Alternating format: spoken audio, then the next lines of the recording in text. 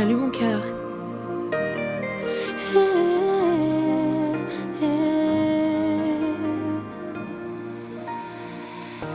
Père, je l'ai rencontré avec tant de facilité et sans avoir prié.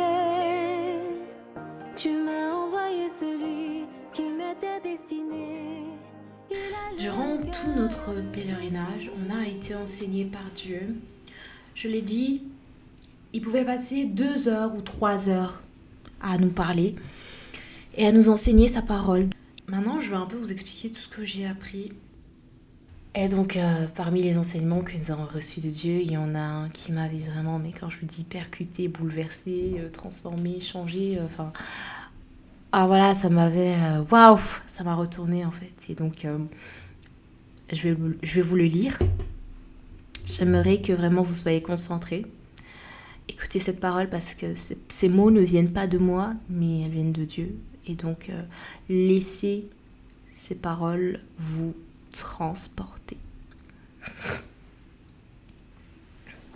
Nourrissez votre esprit plus que votre chair. Nourrissez votre esprit par ma parole. Tout ce que vous voyez est vain. En effet, tout passe. Aujourd'hui, tu es jeune. Demain, tu seras vieux. Aujourd'hui, tu es fort.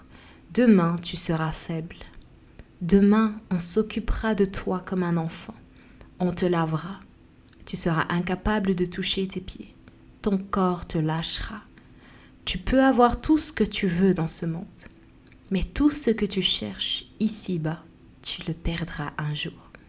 Que ce soit l'argent, le mariage, les enfants, la stabilité, les études, la carrière, le succès, le mandat. Tout ce que tu chercheras ici-bas, tu le perdras. Tu ne partiras avec rien. Alors, pourquoi s'attarder à ce qui est éphémère ? Pensez à l'éternité, mes enfants. Je regarde au cœur et non aux apparences. Ce sont les cœurs qui m'intéressent. Vous êtes nombreux dans les églises, mais tellement peu à me suivre. Mes enfants doivent se repentir. Détournez-vous des mauvaises voies et revenez à moi. Je suis juste et bon pour vous pardonner. Je vous montrerai la voie, car je suis le bon berger. L'enlèvement existe, l'enfer existe, le paradis existe. Le diable a compris l'homme et il sait comment le distraire. Les médias, la musique, les films, les téléphones, la politique. Il détourne votre attention par ces moyens. Étant donné que vous avez des yeux et que vous croyez à ce que vous voyez, l'homme pense que parce qu'il voit une chose, cette chose est vraie. Mais c'est un mensonge. Tout ce que vous voyez n'est pas toujours vrai. Mon souhait est que vous soyez avec moi pour l'éternité. La voie que je vous montre n'est pas la plus simple, mais je vous ai promis de ne pas vous abandonner. Le diable sait à quoi ressemble ma demeure, et il fera tout pour que vous ne puissiez pas y arriver. Mais je vous ai donné le pouvoir de dominer sur lui. Ne croyez pas en ces paroles. Ma parole est là pour vous aider, elle est là pour vous diriger. Vous étiez très loin de moi. J'ai voulu créer cette intimité avec vous afin que vous compreniez qui je suis, même si vous ne me comprendrez jamais dans ma totalité, car vous n'êtes que des hommes. Et le peu que je vous montre de moi, je voulais vous le porter à connaissance afin que vous puissiez le partager avec d'autres. Je vous ai fait quitter votre ancien appartement pour vous donner une maison blanche. Je savais que vous ne sortiriez pas de cette maison. Alors je devais vous avoir. Je devais vous attirer à moi en faisant plaisir à vos yeux. Je devais motiver votre départ par une chose que vous aimiez tant afin de vous attirer à moi. De plus, l'agent immobilier que vous avez rencontré cherchait à me rencontrer. C'est la raison pour laquelle je vous ai donné le descriptif de cette maison blanche-là que vous avez vue. C'était pour que vous puissiez la rencontrer et lui parler de moi. Oui, je vous ai parlé de cette maison blanche. C'est ma demeure. Je vous avais parlé d'une reconstruction, car j'ai dû tout détruire pour reconstruire. Cette maison blanche devait être imagée pour vous pousser à sortir de votre ancien logement. Je savais que vous passeriez par toutes ces situations, mais c'était nécessaire. Il y a beaucoup de choses qui devaient changer en vous. Je devais vous enseigner, vous corriger, vous instruire, pour vous montrer la voie. David, tu n'as jamais été un accident dans cette histoire. Ta rencontre avec Priscilla n'est pas un hasard. J'ai voulu te donner une famille. Tu as toujours été le dernier, et là j'ai voulu faire de toi un grand frère. Tu étais capricieux comme un cadet, mais j'ai voulu te donner des responsabilités en étant l'aîné. Alda avait également besoin d'un enfant comme toi. Ces paroles me réchauffent vraiment le cœur. Et ce message-là a bouleversé toute ma vie. Ça a changé ma façon de voir les choses et également mon implication dans certaines choses. Je suis une femme qui aime vivre, j'aime la vie, j'aime vivre tout simplement. Mais le fait de me dire que je peux me battre pour n'importe quoi ici-bas sur la terre, de toute façon, je le perdrai. Alors ce n'est pas une raison pour moi de ne rien faire, parce que si je suis venue ici-bas, c'est justement pour faire quelque chose, parce que le dernier jour, Dieu va me demander, voilà, qu'est-ce que j'ai fait? Donc de toute façon, je ne suis pas là pour ne rien faire. Je ne suis pas sur cette terre comme si j'allais y rester éternellement. En fait, je suis de passage, je suis en pèlerinage, je suis en voyage. La vie, c'est vivre sans s'attacher. C'est vivre en se rendant compte qu'un jour, ça peut s'arrêter, que demain, ça peut être terminé. Voilà pourquoi il faut vivre les choses pleinement. Il faut travailler pour Dieu totalement, complètement, consciencieusement et de façon excellente. On ne sait pas de quoi nos lendemains sont faits, mais vivons chaque jour comme si c'était le dernier. Ça, c'est devenu une façon pour moi de vivre. Dans mon quotidien, je suis obligée de vivre comme si c'était la dernière fois. Jésus peut revenir aujourd'hui, tout comme il peut revenir demain. Mais c'est vraiment pour nous dire que tu peux t'accrocher à tellement de choses ici-bas. Tu peux te battre pour n'importe quoi. J'ai envie de vous raconter un petit témoignage. Voilà, tout bref. Récemment, j'ai été très déçue et très triste parce que il me manquait seulement un cours pour décrocher le diplôme de bachelier. Donc j'ai raté un cours et gros somme, mais genre gros somme. Mais je suis en master, d'accord? Je suis en master. Et j'étais hyper triste, je m'en voulais tellement, je me sentais bête. Et mon mari m'a dit, Priscilla, ne te fais pas autant de mal, tu es en master. Tu as traversé une année extrêmement compliquée. Malgré ça, tu as tout donné et tu es parvenue en master. Et ça, c'est l'essentiel. Ne te fais pas autant de mal. Et il m'a dit ceci. Souviens-toi de cette histoire, de ce jeune garçon qui a tout donné dans sa vie et qui, pendant 7 ans, il a étudié la médecine. Il a eu son diplôme. Et quand il a obtenu son diplôme, quelques mois plus tard, il a découvert qu'il avait un cancer à un stade avancé. Et en fait, il n'a jamais travaillé pour ce diplôme, il est mort. Oui, il a eu son diplôme. Peut-être qu'il n'avait jamais raté. Il a passé ses années comme ça, 1, 2, 1, 2, 1, 2, c'était tic au tac. Mais il n'a pas exercé le métier de ses rêves. Alors, ne te compare pas aux autres. Tu es Priscilla, tu as ton parcours, tu as ton vécu. Et c'est pour ça que j'aimerais aussi encourager quelqu'un. Ne te compare pas aux autres. Et ne t'attache pas, ne t'accroche pas. Parce que la vie a des surprises. Des fois, on se bat pour des choses et en fait, on ne jouira jamais de ces choses-là. Tu peux tout donner pour être millionnaire, mais il y a un jour où tu fais un accident, juste après avoir signé un gros contrat qui te permet d'avoir des millions. Ça peut arriver. Alors réveillons-nous et attachons-nous à ce qui est essentiel, c'est-à-dire à Jésus-Christ qui peut nous conduire dans l'éternité, quoi. Dans ces parcours, le Seigneur nous a enseigné, énormément enseigné.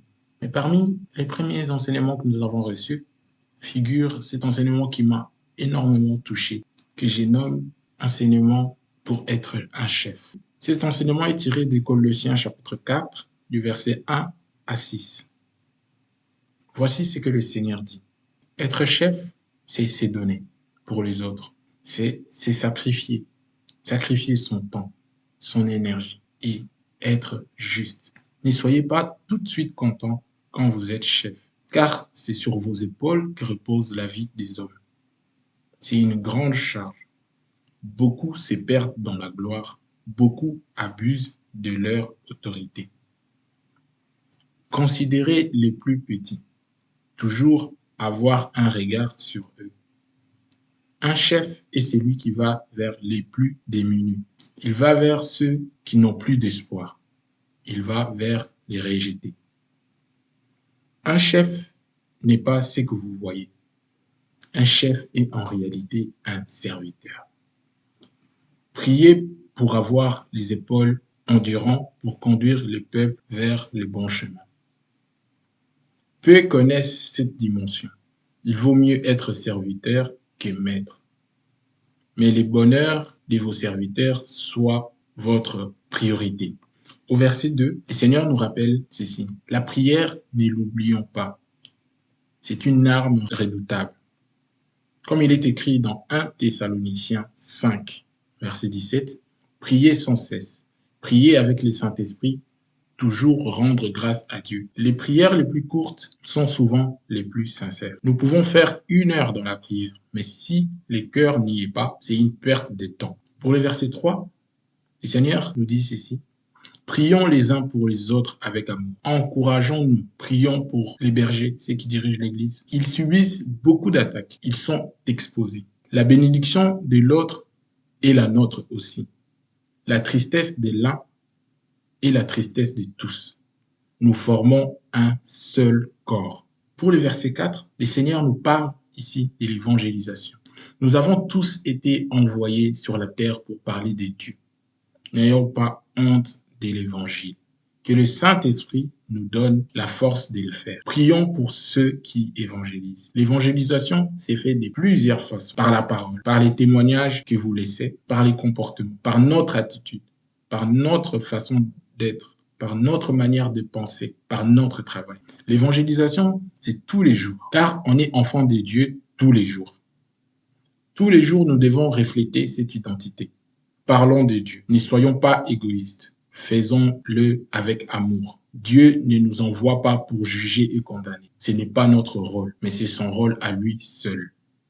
Pour le verset 5, le Seigneur nous dit ici clairement, soyons sages.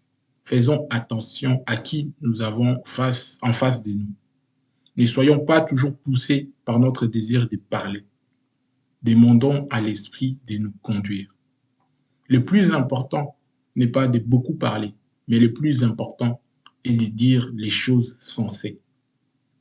Il y a certaines personnes, pour les approcher, on ne devrait pas parler de Jésus au premier contact. Exemple, Esther, elle devait cacher son identité, sinon elle n'allait pas être acceptée. Les personnes qu'on croit être nos amis ne le sont pas toujours. Rachetez le temps. Le temps n'attend personne. Un jour passé ne reviendra plus. De la même façon, quand Jésus reviendra, il ne repassera plus. Ne nous focalisons pas sur les choses passées, les choses dont vous avez honte. Tant que nous nous sommes repentis, du côté de Dieu, c'est effacé. C'est lui qui vous condamnera par rapport à vos péchés antérieurs, sachant que vous vous êtes déjà repentis c'est la colère de Dieu qu'il aura sur lui. Ayons toujours en tête que nous sommes des voyageurs. Ne nous attachons pas aux choses terrestres. Personne ne s'attache à l'aéroport. C'est un lieu d'escale avant de poursuivre le voyage. À l'aéroport, on est contrôlé. Ne nous attachons pas. Ne faisons pas du matériel notre Dieu, notre stabilité, notre réussite ou encore notre objectif. L'objectif, c'est les ciels. Nous sommes à l'aéroport. Nous pouvons nous réjouir d'acheter des parfums, des habits, mais tant que nous ne sommes pas encore à destination, ce n'est rien. Pour le verset 6, le Seigneur nous dit ceci, la sagesse, savoir comment parler et quoi dire, à qui. Notre parole doit être remplie de grâce, toujours. Que notre parole soit agréable à entendre. Cet enseignement m'a beaucoup marqué parce que le Seigneur m'a fait grâce. En 2019, j'ai été élu représentant des étudiants à la haute école. Au départ, j'avais une vision assez mauvaise d'être un dirigeant. Pour moi, diriger, c'était régner, c'était profiter du système, c'était avoir des avantages, c'était être au-dessus des autres. Pour moi, les pouvoirs, c'était ça, en fait. Mais à travers ces deux mandats que j'ai faits en tant que représentant des étudiants, le Seigneur s'est servi de cette fonction pour m'enseigner. Je me suis rendu compte que lorsqu'on est représentant des étudiants, lorsqu'on est chef, lorsqu'on a des responsabilités, c'est pour les autres. On est serviteur des autres. Alors, si un étudiant n'était pas bien, si un étudiant avait un problème, c'était mon problème aussi, parce que je devais les représenter valablement. C'est vraiment une fonction qui m'a appris énormément de choses. J'ai appris à respecter les gens, j'ai appris à comprendre les gens, j'ai appris à ne pas juger les gens, parce que cette fonction m'a ouvert énormément des yeux, énormément de portes, et m'a aidé à comprendre que lorsqu'on est quelque part, c'est toujours pour les autres. C'est toujours pour les autres. Lorsque Dieu nous bénit ou Dieu fait quelque chose dans notre vie, premièrement, c'est pour les autres. Parce que Dieu se sert de nous. Nous sommes ses instruments. Il ne nous donne jamais quelque chose rien que pour nous. C'est pour bénir aussi les autres. Cette fonction au sein de mon école m'a aidé à comprendre c'est à quoi est appelé un chef, c'est à quoi est appelé un responsable. Et cet enseignement m'a aidé vraiment à avoir une nouvelle vision des choses et à bien faire mon travail lorsque je suis responsable quelque part. Et j'espère vraiment que cet enseignement pourra nous ouvrir les yeux parce que beaucoup sont appelés à être de grands responsables. Mais nous devons le savoir que Dieu peut nous donner une fonction. Dieu peut nous bénir en nous donnant une promotion, mais nous sommes responsables de la façon dont nous allons mener ces mandats et la façon dont nous allons travailler à ces postes. C'est nous qui sommes responsables et Dieu nous attend à la fin pour lui rendre des comptes. Nous sommes redevables en tout et pour tout à Dieu.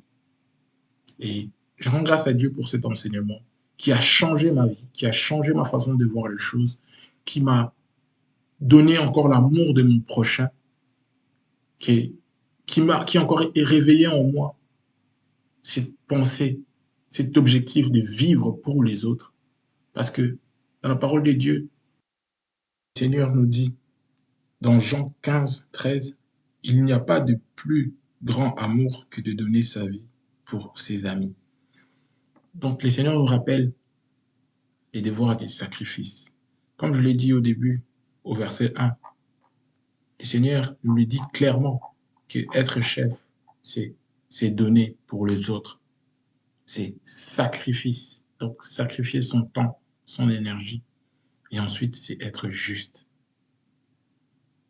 Que Dieu vous bénisse.